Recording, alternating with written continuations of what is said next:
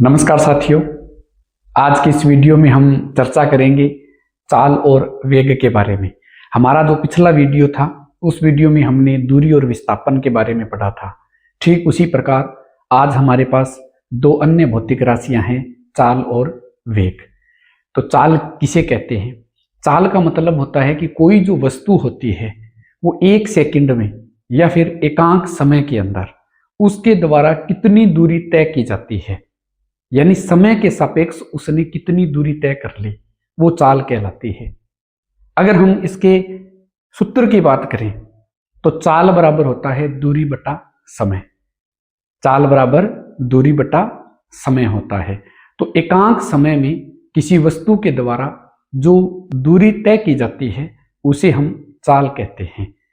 तो चाल जो होती है, चाल बराबर दूरी बटा समय सूत्र के रूप में हम इसको लिखते हैं। अगर हम बात करें कि चाल का मात्रक क्या होता है, चाल का SI मात्रक क्या होता है? SI मात्रक एक मात्रक पद्धति है जिसमें हम भौतिक राशियों को अलग अलग मात्रक से हम उसको मापते हैं। तो वो एक मात्रक पद्धति होती है SI।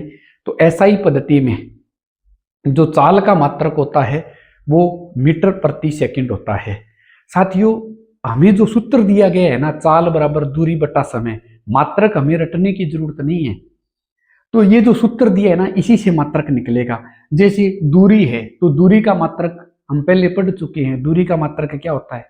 पिछले वीडियो में पढ़ा है हमने। दूरी का मात्रक मीटर होता है और इसके बट्टा में क्या है? समय। समय का मात्रक क्या होता है? सेकंड होता है। तो क्या हो गया? चाल का मात्रक क्या हो गया? भाग दे दीजिए दोनों को, मीटर प्रति सेकंड हो गया।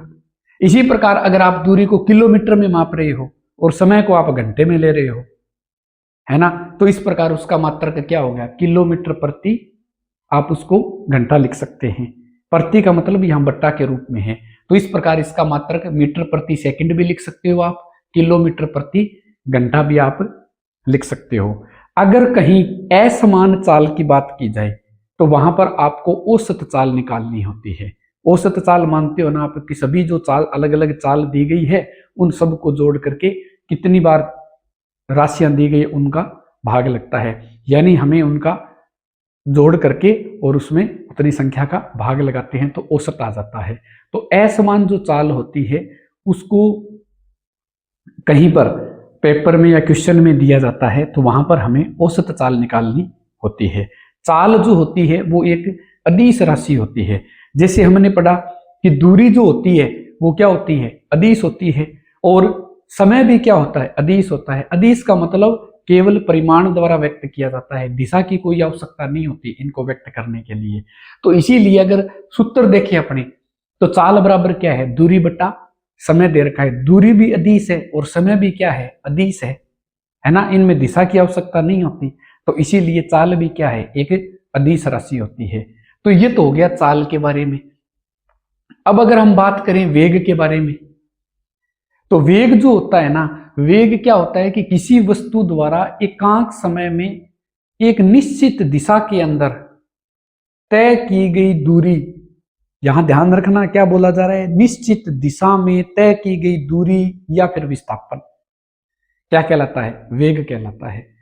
किसी वस्तु द्वारा एकांक समय में या फिर इकाई समय में या फिर एक सेकंड के अंदर एक निश्चित दिशा में, यहां दिशा की बात की जा रही है, निश्चित दिशा में तय की गई दूरी बोल दो या फिर उसको विस्थापन बोल दो, होता है उसे हम वेग कहते हैं। तो वेग की दिशा होती है जबकि चाल की कोई दिशा नहीं होती। तो वेग का जो सूत्र होगा वो क्या होगा? विस्थापन बटा समय होगा। जबकि चाल का सूत्र क्या था? दूरी बटा समय था। ये इसमें थोड़ा सा अंतर है, सदिश और अदिश का अंतर है, दिशा का अंतर है, ये ध्यान रखना, माइनर सा अंतर है। जिस प्रकार दूरी और विस्थापन में दिशा का ही तो अंतर था ना, ठीक उसी प्रकार चाल और वेग में भी क्या है? दिशा का ही अंतर होता है। तो वेग का जो फॉर्मूला बना वो क्या बना? विस्थापन बटा समय बना। अब विस्थापन भी तो क्या है तो दूरी ना। बात इतनी है कि उसकी एक निश्चित दिशा है। तो दूरी को आप किस में मापेंगे? मीटर में, और समय को सेकंड में। तो वेग का SI मात्रक क्या हो जाएगा? मीटर प्रति सेकंड हो जाएगा। वही मात्रक होगा जो चाल का है।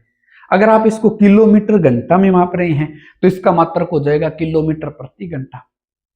तो ये जो दोनों राशियां हैं ना, इन चाल और वेग जो दोनों राशियां हैं, इनमें सिर्फ और सिर्फ दिशा का ही अंतर है, जिस प्रकार दूरी और विस्थापन में था ना। तो इसीलिए मैं ये कह रहा हूं कि इन दोनों राशियों को साथ में पढ़ते हैं ना, तभी ये चीज समझ में आती है। तो इस प्रकार ये चाल और वेग हो गए। चाल और वेग में सिर्फ और सिर्फ अंतर केवल दिशा का ही होता है। उसके बाद में अगर हम बात करें कि ये कौन सी भौतिक राशि है, तो चाल तो अदिश राशि होती है, क्योंकि उसमें दिशा की जरूरत नहीं होती, केवल परिमाण की आवश्यकता होती है। जबकि वेग जो होता है वो सदिश राशि होती है, यानी उसकी एक निश्चित दिशा होती है, इसीलिए वेग को क्या कहते हैं हम, सदिश राशि कहते हैं। अब ये जो गति है ना, कई बार हमें पेपर में कोई न्यूमेरिकल पूछ सकता है। तो ये जो गति है उसमें एक गति का प्रकार है एक समान गति। एक समान गति किसे कहते हैं?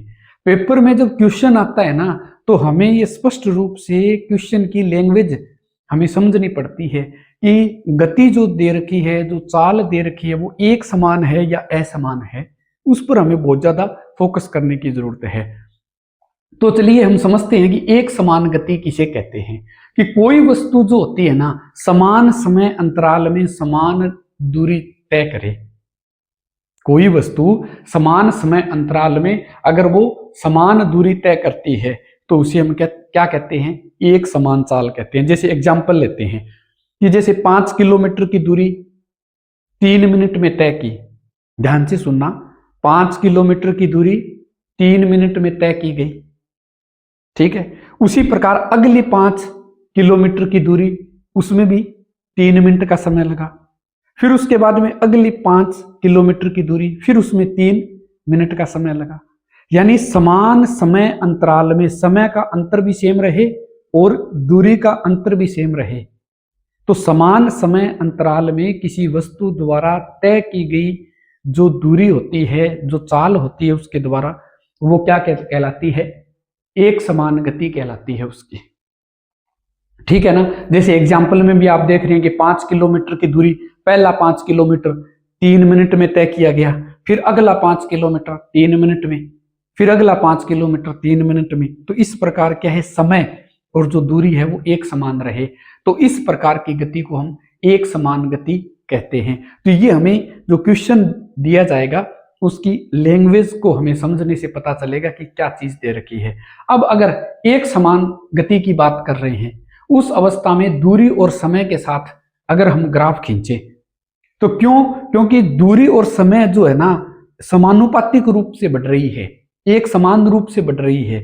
जितना समय बढ़ रहा था ना, उतने के अनुपात के अंदर क्या बढ़ रहा है, दूरी बढ़ रही है ना। तो इसलिए दूरी और समय के बीच में, एक समान गति के अंदर दूरी और समय के बीच में जब ग्राफ खींचा जाएगा तो इस प्रकार, जो डायग्राम आपको ऊपर दिखाई दे रहा है, उस प्रकार से एक स्ट्रेट लाइन बनती है। तो एक समान गति के लिए जो ग्राफ आएगा वो इस प्रकार से आएगा। इसी प्रकार एक और दूसरी गति भी होती है, असमान गति। असमान गति क्या होती है कि जैसे कोई वस्तु है, समान समय अंतराल में अलग अलग दूरियां तय करती है। समय अब की बार तो क्या रहेगा, समान रहेगा, लेकिन जो दूरी है ना वो अलग अलग हो जाए, है ना। को जब कोई वस्तु समान समय अंतराल में असमान दूरी तय करती है, जैसे मान के चलो कि आप 5 किलोमीटर की दूरी आप तय कर रहे हो 3 मिनट में, फिर आप मान के चलो 7 किलोमीटर की दूरी है वो आप 3 मिनट में तय कर रहे हो, फिर आप 3 किलोमीटर की दूरी है वो 3 मिनट में तय कर रहे हो, फिर आप 20 किलोमीटर की दूरी है वो भी 3 मिनट में आप पूरी कर रहे हो।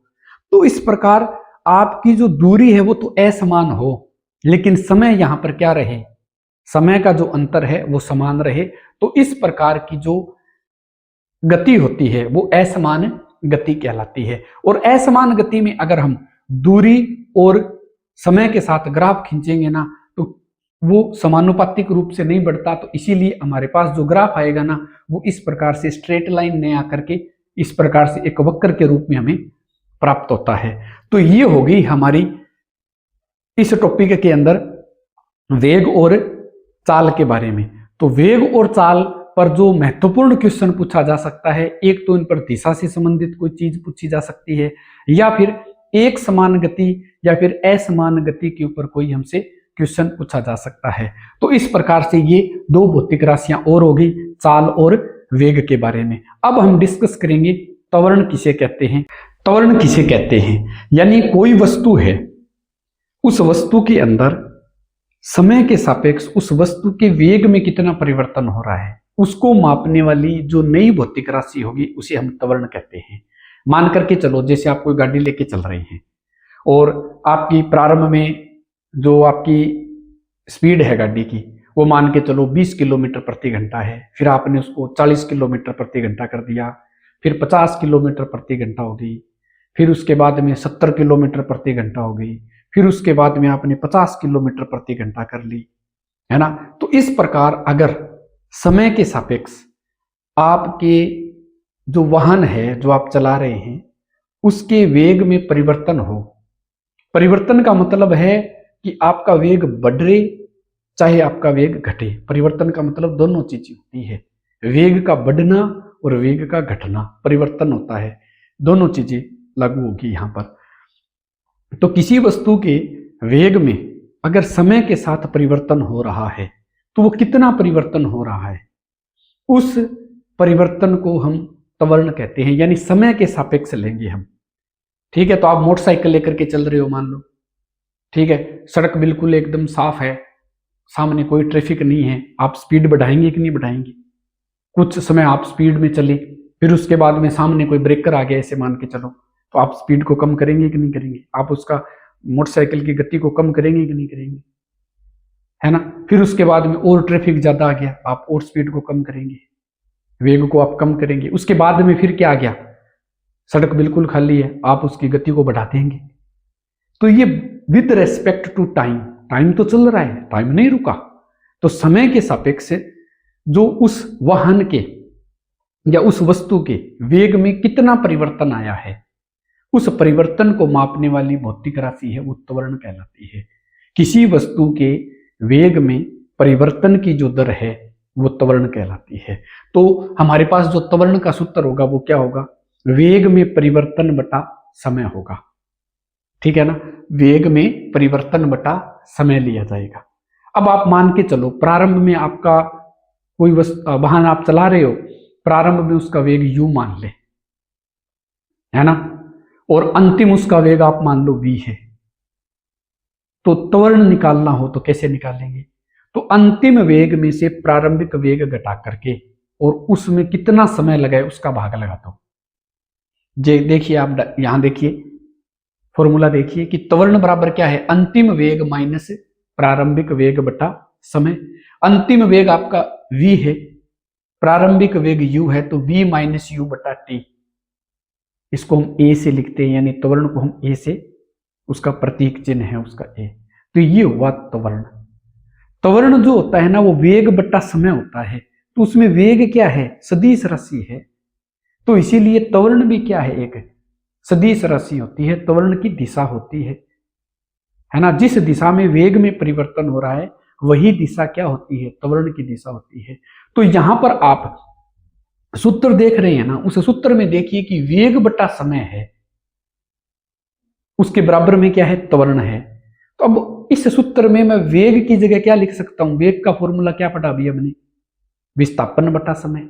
तो यानी त्वरण बराबर मैं ये लिख सकता हूं विस्थापन बटा समय गुणा समय। समय दो बार आएगा कि नहीं आएगा आपके पास, तो इसीलिए इसका अगर मात्रक लिखना चाहें तो विस्थापन का मात्रक क्या होगा, मीटर, और समय दो बार है तो समय का क्या होगा, सेकंड, यानी सेकंड का स्क्वायर होगा।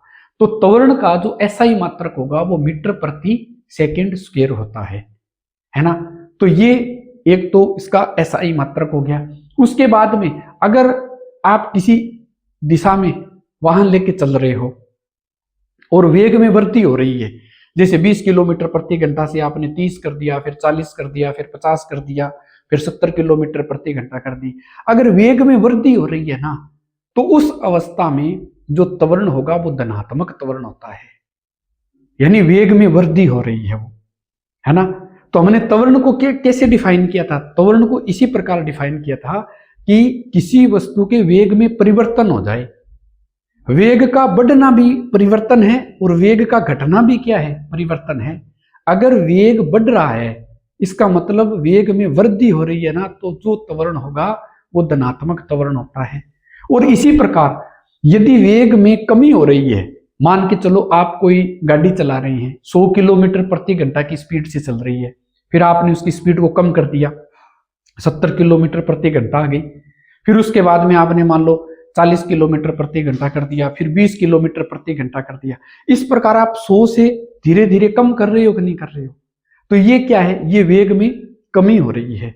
तो यदि वेग में कमी हो रही है उस अवस्था में जो त्वरण होता है वो ऋणात्मक त्वरण होता है, और इस ऋणात्मक त्वरण को ही हम मंदन कहते हैं। क्या कहा जाता है, ऋणात्मक त्वरण को हम मंदन कहते हैं। ये एक बार पेपर में पूछा गया है कि किसी वस्तु के वेग में कमी, लगातार कमी हो रही है तो उसका त्वरण क्या होगा, तो ऋणात्मक होता है उसका त्वरण, और उस ऋणात्मक त्वरण को हम मंदन कहते हैं। तो साथियों, आज की इस वीडियो में हमने चाल के बारे में पढ़ा, वेग के बारे में पढ़ा और त्वरण के बारे में पढ़ा। तो इस प्रकार हमारा जो ये टॉपिक है ये है बल व गति के नियम। इसके या ये जो दूसरा वीडियो है इसका, इसके पहले वीडियो में हमने पढ़ा था कि जो दूरी और विस्थापन क्या है। इसी प्रकार ये दो राशियां जो है उनको पढ़ने के बाद में आज की इस वीडियो में हमने 3 नई भौतिक राशियां पढ़ी। उसमें पहली पढ़ी हमने चाल, फिर वेग और फिर त्वरण। इसी प्रकार आगे के वीडियो में हम कोई और अन्य महत्वपूर्ण भौतिक राशि लेकर के आएंगे। तब तक के लिए धन्यवाद।